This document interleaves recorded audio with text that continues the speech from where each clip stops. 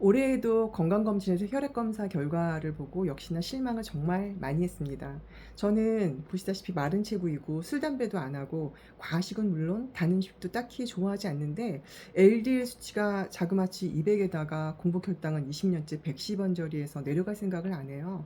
병원에서는 함께 원인을 찾아보고 치료 방법을 제안해 주시는 게 아니라 보통은 그냥 간단하게 약 처방만 해주시죠. 안녕하세요. 저는 9988-234 하고 싶은 이웃집 왕언니입니다. 제가 겪고 있는 증상들은 스트레스와 매우 연관성이 깊어요. 오늘은 제가 직접 몸으로 겪어온 스트레스가 신체에 미치는 가벼운 초기 신호가 아니라 심각한 영향에 대해서 6가지 정도로 추려서 이야기해 보려고 합니다.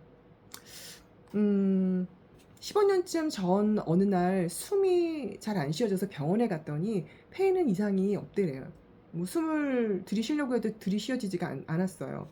이러다 숨 막히는 거 아니야 하는 막 공포심도 생기더라고요. 결국 마지막으로 찾아간 한의원에서 스트레스에 매우 취약한 체질이라는 말을 들었고요. 스트레스로 신장의 공격을 받았고 약해진 신기능이 깊은 호흡을 방해한다고 하더라고요. 결국 몇 달 동안 약을 먹고야 조금 편안해졌죠. 한의사 말로는 이 증상이 더 심해지면 공황장애가 생기는 거라고 하더라고요. 이것이 제가 스트레스를 겪은 첫 번째 증상입니다.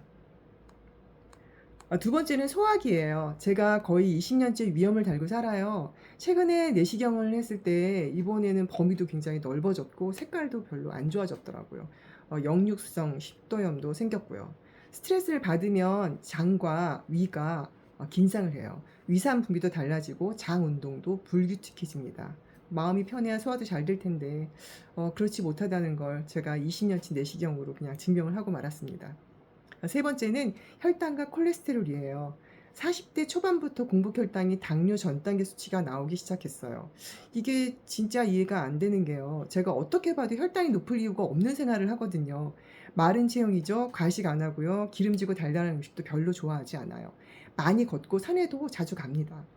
이거는 제가 올해 받았던 그 건강검진 결과지인데요. 보시다시피 제 키, 그리고 몸무게, 요것은 공복 혈당이고요. 이게 LDL 수치예요.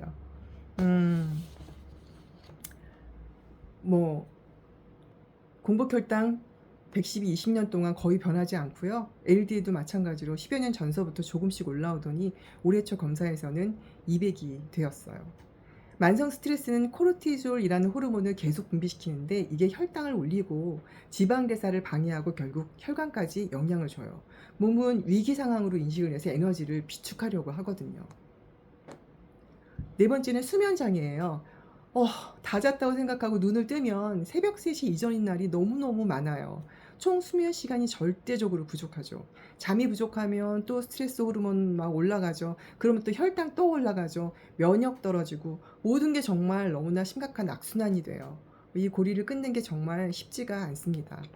다섯 번째는 근골격계 얘기예요. 아주 이른 얘기는요. 제가 고3 때 이미 이 턱관절이 스트레스성으로 어긋나기 시작했어요. 의사 선생님 말이 스트레스성 턱관절 장애라고 하더라고요. 지금까지도 그게 낫지 않아서 저는 크게 싸먹는 쌈 못 먹고요. 그리고 껌 안 씹고요. 오징어 안 먹습니다. 그거 먹으면 턱이 막 떨어질 것 같아요. 아프기도 하고요. 근데 이거는 정말 애교고요. 2년 전에 제 척추 디스크가 파열됐어요. 지금도 회복을 하면서 고생 중이고요. 직접적인 원인은 잘못된 자세나 물론 운동이었겠지만 오랫동안 누적된 게 결국 터진 거거든요. 그런데 척추 디스크가 스트레스와 무슨 상관이야? 라고 하시겠지만 스트레스를 받으면 등 근육이 경직되고 그것이 척추 디스크를 유발시킬 수가 있어요. 지금 생각해보면 저는 항상 어깨와 등에 힘을 주고 살았던 것 같아요. 늘 긴장하고 몸 어딘가에 계속 힘을 꽉 주고 있었던 거죠. 아마 자면서 이를 꽉 깨무는 습관을 갖고 계신 분들 같은 이유일 겁니다. 긴장 상태가 일상이 되면은 근육은 쉬지 못하고 결국 어딘가가 무너져 내리게 되어 있어요. 여섯 번째 마지막 얘기는요. 면역력 관련된 얘기예요. 감기에 자주 걸리거나 이런 얘기가 아니고요. 4년쯤 전에 직장에서 아주 극심한 스트레스를 받던 시기가 있었어요.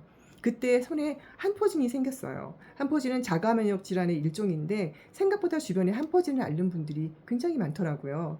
처음엔 아주 작은 수포였는데 이게 점점 심해져서 막 뭉치고 막 그러더니만 손가락 피부가 막 칼에 베인 것처럼 막 막 갈라지고 너무너무 따갑고 아파서 온 손가락에 테이프를 칭칭칭 감고 다녀야 할 정도였었어요.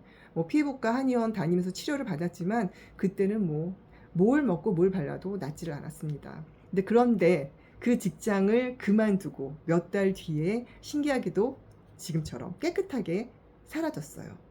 약이 낫게 한 게 아니라 원인이 되는 스트레스가 없어지니까 이 몸이 스스로 회복을 한 거예요. 면역이 얼마나 감정과 연결되어 있는지를 온몸으로 느낀 경험이었어요. 물론 의사 선생님들께서 이 모든 증상들이 스트레스 때문이라고 꽝꽝꽝 확실하게 진단 내려주신 건 아니에요. 갱년기도 있고 또 노화도 있고 잘못된 자세나 습관도 원인이 됐겠죠.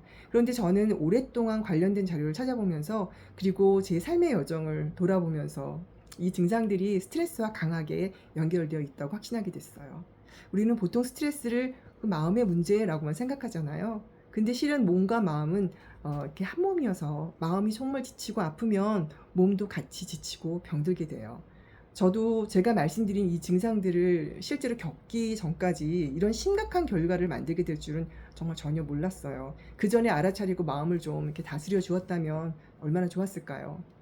여러분도 지금 극심한 스트레스로 힘드시다면 저처럼 방치하지 마시고 나 몰라라 하지 마시고 스트레스를 없앨 수는 없지만 지친 내 마음을 어루만져 주시고 혹시라도 피해를 입었을 몸도 도울 수 있는 방법이 있는지 알아보시길 권해드려요. 오늘 영상이 도움이 되셨다면 좋아요와 구독 부탁드리고 다음에는 지친 마음과 몸을 도울 방법에 대해서 함께 고민해 보아요. 안녕.